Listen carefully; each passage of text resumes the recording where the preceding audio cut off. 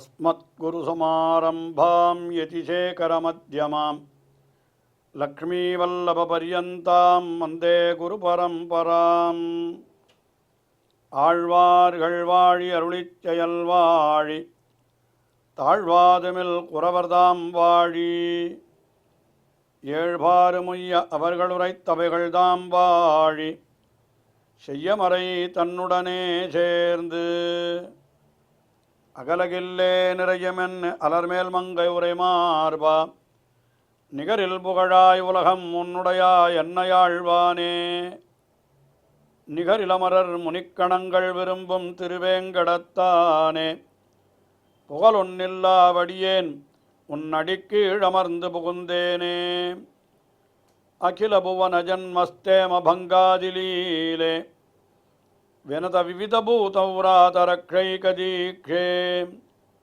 ஸ்ருதிசிரசி விதீப்தே பிரம்மணி ஸ்ரீனிவாசே भवतु मम परस्मिन् क्षेमुषी भक्तिरूपा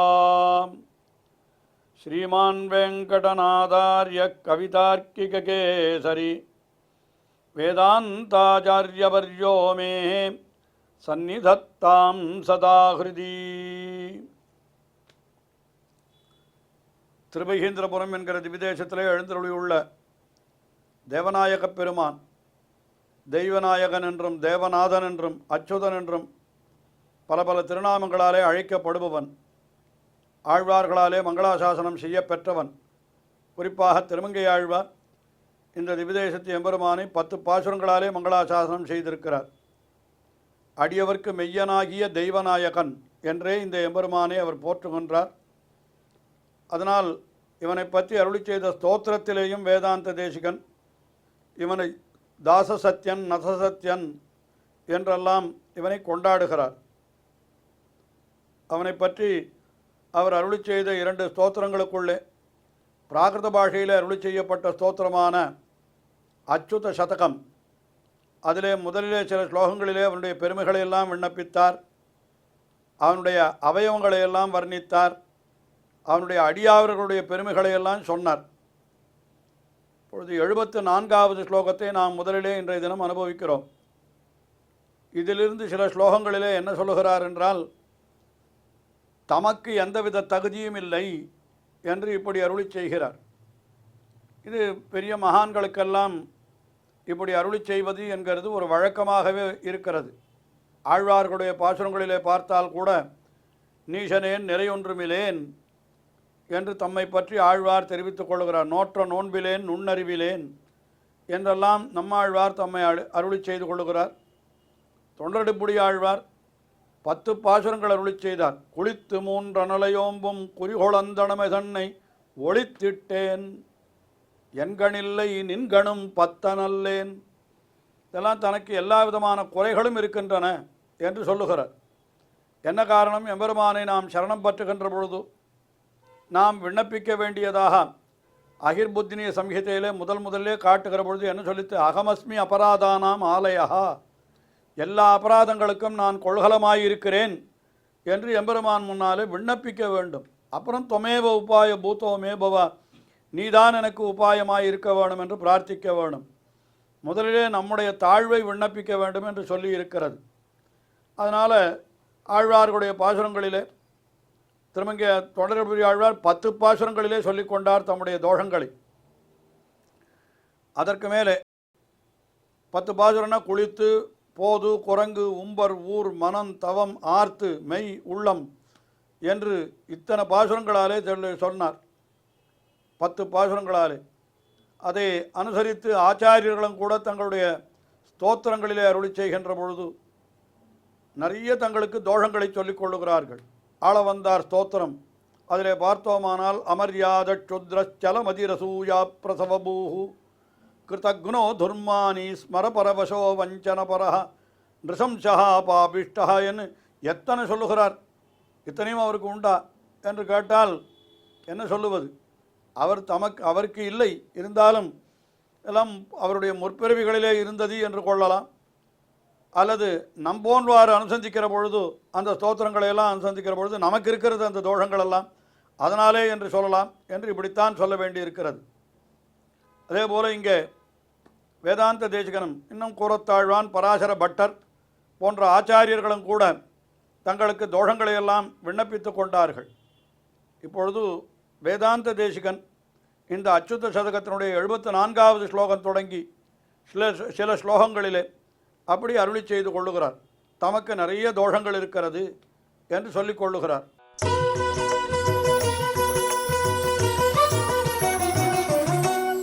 விகலசகலாங்க விஷமான் தர்மான் நதசத்ய துவஜனிபான் தாரயன் காந்தாரபாந்தகைவ கலச்சரணோஸ்மி காதர விஷீரியமானா.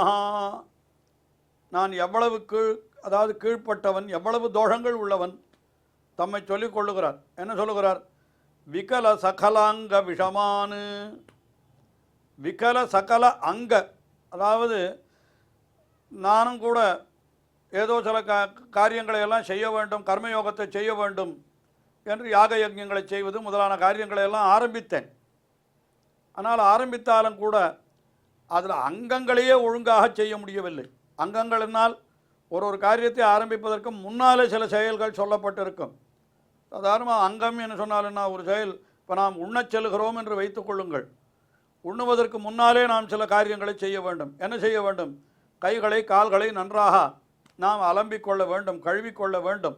அதற்கு பிறகுதான் உண்ணச் செல்ல வேண்டும் என்று சொன்னால் உண்ணுதல் என்கிறது முக்கியமான காரியம். அந்த கை கால் முதலியவற்றை கழுவுதல் என்பது அதற்கு அங்கமான காரியம் என்று சொல்லுவார்கள். அதுபோல் யாக யஜ்ஞங்கள் செய்கிற பொழுதும் அதற்கு அங்கமாக சிலதெல்லாம் செய்யணும். அந்த அங்கங்களை முழுமையாக செய்தால்தான் மேற்கொண்டு உண்டான காரியத்தை செய்வதற்கு நமக்கு அதுக்கு வேண்டிய ஒரு தகுதி ஏற்படும். ஆனால் அதெல்லாம் எனக்கு ஏற்படவே இல்லை. சொல்லுகிறார், விகல சங்கல அங்க விஷமானு. எல்லா அங்கங்களும் முழுவதுமாக அவை நிறைவேறவே இல்லை. எல்லாம் விபரீதமாய் போய்விட்டது. எல்லாவற்றையும் தவறாகத்தான் செய்து விட்டேன். அதனால் தர்மானு துவஜநிபானு தாரயன்னு. நான் தர்மங்களை அனுஷ்டிக்கணும்னு நினைத்தேனே, அவர்களெல்லாம் என்னன்னா கொடி போலே என்கிறார். துவஜநிபானு, அதாவது தனக்கு ஒவ்வொருத்தரும் அந்த காலத்தில் ஒரு கொடி கட்டி கொண்டு இருப்பனான், நான் இப்படிப்பட்டவன் காட்டுவதற்கு. அதுபோல் நானும் என்ன செய்தேன், தர்மங்களை பின்பற்றுவன், தர்மங்களை எல்லாம் நான் அனுஷ்டிப்பவன் என்று காட்டிக்கொள்வதற்காக, மற்றவர்கள் என்னை எல்லாரும் போற்ற வேண்டும் என்பதற்காக நானும் என்ன பண்ணினேன், சில தர்மங்களை எனக்கு கொடிகளாக வைத்து கொண்டேன். ஆனால் எதையும் சரியாக செய்யவில்லையா, அதனால் என்ன ஆகிவிட்டது எனக்கு, காந்தார பாந்தகைவா, காட்டிலே வழி தெரியாமல் திகைத்து நடந்து செல்லுகிறானே அவனை அந்த வழிப்போக்கனை போல ஆகிவிட்டேன் என்கிறார். காந்தார பாந்தகன் என்னால் என்ன, காட்டிலே வழி தெரியாமல் நடுக்காட்டிலே அகப்பட்டு கொண்டான். எந்த திக்கு வழியே போனால் நம்முடைய ஊர் வரும் அல்லது ஏதோ ஒரு ஊர் வரும் என்று தெரியாமல் ஏதோ வேறு திசையிலே சொல்லி கொண்டிருந்தார். இன்னும் காட்டினுடைய உள்பக்கம்தான் போய் சேருவான் இவன். இப்படி அதுவும் காட்டில் இருள், வெளிச்சமே கிடையாது, எதிரில் என்ன இருக்கிறது என்று கூட தெரியாமல் அதில் போய் முட்டிக்கொள்ள வேண்டும். இப்படிப்பட்ட நிலையிலே ஒருத்தன் இருந்தால் எப்படியோ அப்படித்தான் இப்பொழுது நான் ஆகிவிட்டேன் என்று தம்மை சொல்லிக் கொள்ளுகிறார் வேதாந்த தேசிகன். காந்தார பாந்தகைவ, காட்டில் நடக்கும் வழிப்போக்கனை போலே தடுமாறிக்கொண்டிருக்கிறேன். அதையும் சொல்லுகிறார் மேலே. ஸ்கலச்சரணா, ஸ்கலச்சரணா என்னால் என்ன, தடுமாறுகின்ற கால்களை உடையவனாய். வெகு தூரம் நடந்து வழியும் தெரியாமல் என் காலெல்லாம் களைத்து போய் அப்படியே தள்ளாடுகிறது. அதற்கு மேலே காதர விஷீரியமானா, பயத்தினால் நிலை குலைந்தவனாய் இருக்கிறேன். ஒன்றுமே இல்லை, அப்படியே சிதிலமாய் போய்கொண்டிருக்கிறேன். ஐயோ இப்படியெல்லாம் ஆகிவிட்டதே, எப்படி கடையேறுவது என்பதே வழி தெரியலையே, கடை தேறுவதற்கு வழியே தெரியவில்லையே என்று நான் இப்படியென்றோ துடிக்கிறேன். உன்னை பெறுவதற்கு சாதனமாக நான் சில தர்மங்களை அனுஷ்டிக்க தொடங்கி அதனுடைய அங்கங்களை கூட முழுமையாக செய்யாத போதினால் கடைசியில் நான் என்ன வெறும் கொடி கட்டி கொண்டிருக்கிறேன். ஏதோ நான் சாஸ்திரங்களையெல்லாம் அனுஷ்டிப்பவன், வைதிக கர்மங்களையெல்லாம் அனுஷ்டிப்பவன் என்று பிறர் அறியும்படியாக வெறும் அவர்களை ஏமாற்றி கொண்டு கொடி கட்டி கொண்டு திரிபவன் போல இருக்கிறேன். ஆனால் உண்மையிலே நான் என்ன எப்படி இருக்கிறேன், காட்டிலே வழி தெரியாமல் திகைத்து கால் தளர்ந்து அப்படியே அச்சத்தினால் நிலை குறிந்திருப்பவன் இருக்கானே, அப்படித்தான் நான் இருக்கிறேன். இப்படிப்பட்ட என்னை நீதான் காப்பாற்றி அருள வேணும் என்பது போல இந்த ஸ்லோகத்தில் அவனை பார்த்து தெரிவிக்கிறார். அதற்கு மேலே அடுத்தபடியாக 75வது ஸ்லோகம். இந்த 75வது ஸ்லோகத்தில் மறுபடியும் தம்முடைய குறைகளையே தெரிவிக்கிறார். எனக்கு ஒன்றுமே கிடையாது, எதுலேயுமே எனக்கு நிலையான ஒரு விஷயம் கிடையாது, ஆனாலும் நான் நிலையான தர்மத்தை அனுஷ்டிப்பவன் போல ஒரு பாவனை பண்ணி கொண்டிருக்கிறேன் என்று தம்மை சொல்லுகிறார். என்ன சொல்கிறார்?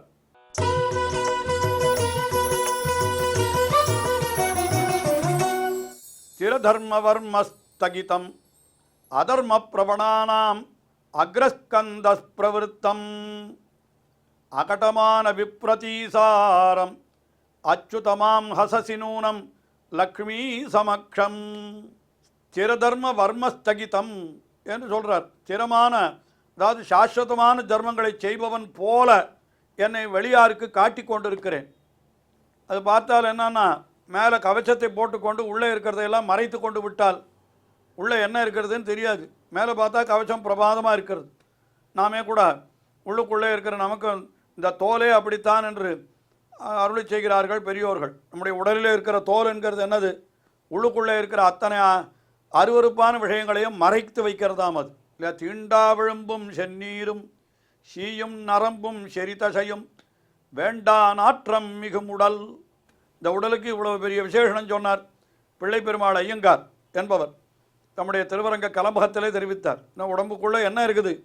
தீண்டா அழும்பு, செந்நீர், ரத்தம் இருக்கிறது, சீழ் இருக்கிறது, இன்னும் என்னென்னமோ நிணநீர் இருக்கிறது, இல்லை சீ நரம்பு என்ன, இதெல்லாம் திறந்து பார்த்தா நமக்கே தோலை திறந்து காட்டினால் உள்வாய் புறவாயானால் நமக்கே என்ன ஆகிவிடும்? அருவருப்பாய் இருக்கும் அது. ஆனால் அதெல்லாம் தெரியாதபடிக்கு என்ன பண்ணியிருக்கிறான் பகவான்?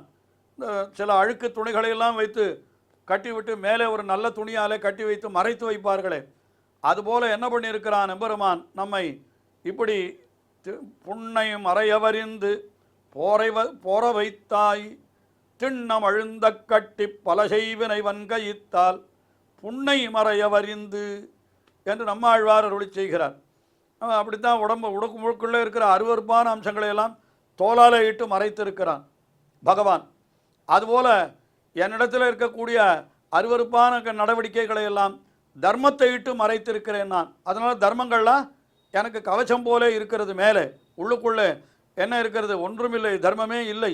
மேலுக்கு கவச்சம் அணிந்து சரீரத்தை மறைத்து கொள்வது போல, வெளிப்பார்வைக்கு தெரியுமாறு ஏதோ சில தர்மங்களை செய்வது போல நான் அபிநயம் செய்து என்னுடைய உண்மை வடிவத்தையே மறைத்து கொண்டு விட்டேன் என்று சொல்கிறார். அதான் ஸ்திர தர்ம வர்மஸ்திதஸ்தகிதம். ஆனால் உண்மையிலே நான் என்ன பண்ணி கொண்டிருக்கிறேன்? அதர்ம பிரவணானாம் அக்ரஸ்கந்த பிரவருத்தம். அதர்மத்தை செய்பவர்களிலே முன்னிலையிலே நிற்கிறவன் நான் தான். மேலுக்கு தர்மத்தை அனுஷ்டிப்பவன் போல பாவனை பண்ணுகிறேன், ஆனால் உண்மையிலே நான் தான் அதர்மத்திலே தலை நின்றவன் என்று அதை சொல்கிறார். அதுக்கு மேலே அகட்டமான விப்ரதீசாரம். அகட்டமான விப்ரதீசாரம் என்னால்னா, ஐயோ இப்படியெல்லாம் செய்கிறோமே என்கிற ஒரு வருத்தம் கூட நெஞ்சிலே எனக்கு இல்லை. பச்சாத்தாபம் என்று சொல்லுவார்கள், அனுதாபம் என்று சொல்லுவார்கள். ஐயோ நாம் இப்படி மற்றவர்களை ஏமாற்றி இப்படியெல்லாம் வேஷம் போடுகிறோமே என்ற வருத்தம் கூட எனக்கு இல்லை. அப்படிப்பட்ட நான் உன் முன்னாலே வந்து நின்றால் எம்பெருமானே நீ என்ன பண்ணுகிறாய்? அச்சுத மாம் ஹசசி நூனம் லக்ஷ்மீ சமக்ஷம். என்னை பார்த்து பிராட்டியினுடைய முன்னாலே என்னை பார்த்து நீ ஏளனம் செய்கிறாய், பரிகாசம் செய்கிறாய். சிரிக்கிறானா எம்பெருமான்? இவனுக்கு நாம் எப்படிப்பட்ட சரீரத்தை கொடுத்தோம், எவ்வளவு அழகான இந்திரியங்களை கொடுத்தோம், இதையெல்லாம் கொடுத்தாலும் நல்ல வழியில் பயன்படுத்தி கொள்ளாமல் இப்படி போய் கேடு கட்டவனாய் வந்து நம் முன்னாலே நிற்கிறானே என்று நான் செய்த தீய செயல்களை நினைத்தால் உனக்கு பரிகாசம் தான் ஏற்படுகிறது, ஏளனம் தான் செய்ய தோன்றுகிறது. அதனால் என்னை பார்த்து நீ சிரிக்கிறாய். ஆனால் யார் முன்னாலே? லக்ஷ்மி சமக்ஷம் நூனம் ஹசசி. லக்ஷ்மி பிராட்டியினுடைய திருமுன்பே என்றோ நீ சிரிக்கிறாய் என்கிறார். அதனுடைய கருத்து என்ன? இப்படி நீ சிரித்தால் பிராட்டி பார்த்து கொண்டு வெறுமை இருப்பாளா? நான் அவளுடைய பிள்ளை அல்லவா?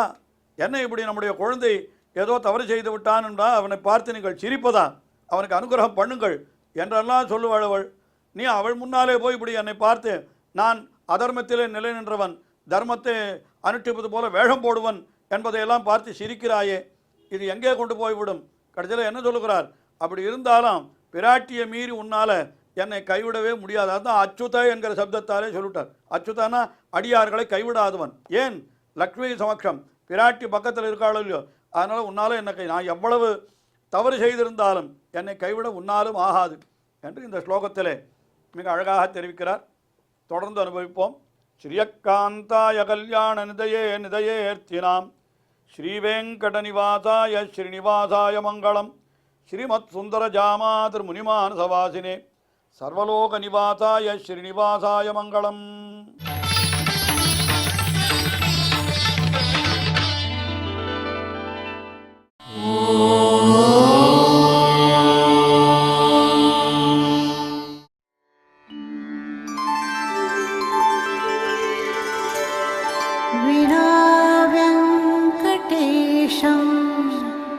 ननाथो ननाथः सदा वेङ्कटेशं स्मरामि स्मरामि.